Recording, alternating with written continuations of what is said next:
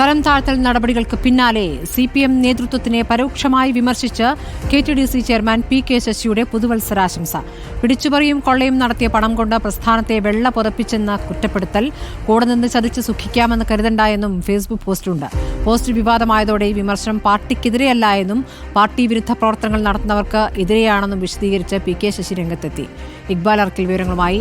ഇക്ബാൽ, സാമ്പത്തിക ക്രമക്കേടടക്കം ആരോപണങ്ങൾ കേട്ട ശേഷമാണ് PK ശശിയെ തരം താഴ്ത്തി ഏറ്റവും താഴെ ഘടകത്തിലേക്ക് മാറ്റിയിരിക്കുന്നത്.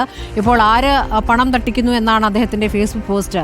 എന്താണ് ഇപ്പോൾ അദ്ദേഹം ഇത് വിവാദമായതിനു ശേഷം പ്രതികരിക്കുന്നത്? CPM ഔദ്യോഗിക നേതൃത്വം ഈ പോസ്റ്റിനെ കുറിച്ച് പ്രതികരിച്ചോ ഇക്ബാൽ?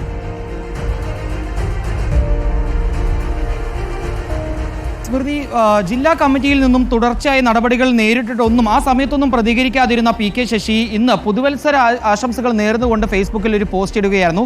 ഈ പോസ്റ്റിലാണ് രൂക്ഷമായിട്ടുള്ള വിമർശനങ്ങൾ ഉയരുകയും ചെയ്തിട്ടുള്ളത്. 2024 തന്നെ സംബന്ധിച്ചിടത്തോളം വലിയൊരു പ്രതിസന്ധികൾ നിറഞ്ഞ കാലമായിരുന്നു.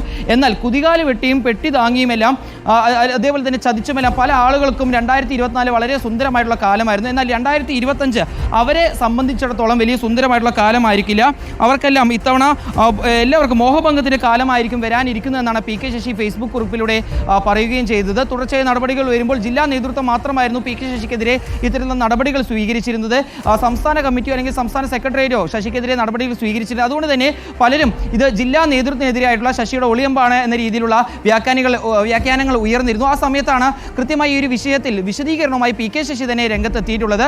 താൻ ഒരു നേതൃത്വത്തെയോ അല്ലെങ്കിൽ പാർട്ടിയോ ഉദ്ദേശിച്ചല്ല ഇത്തരത്തിലുള്ള ഒരു ഫേസ്ബുക്ക് പോസ്റ്റ് ഇട്ടത്. പാർട്ടിക്കെതിരെയുള്ള വിമർശനങ്ങൾ ഉയർത്താൻ തനിക്ക് അർഹതയുണ്ട്, അവകാശമുണ്ട്. പക്ഷേ ഒരു അച്ചടക്കമുള്ള പാർട്ടി പ്രവർത്തകൻ എന്ന നിലയിൽ അത് പാർട്ടി ഫോറത്തിൽ പറയും, അല്ലാതെ ഇത്തരത്തിൽ പരസ്യമായി പറയുന്ന വ്യക്തിയല്ല താൻ.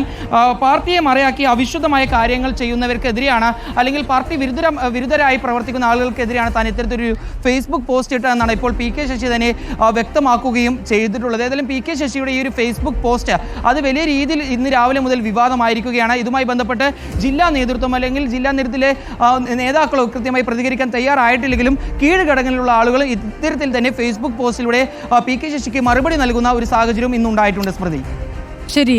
ഇക്ബാൽ അർക്കിലാണ് പാലക്കാട് നിന്ന് വിവരങ്ങൾ നൽകിയത്.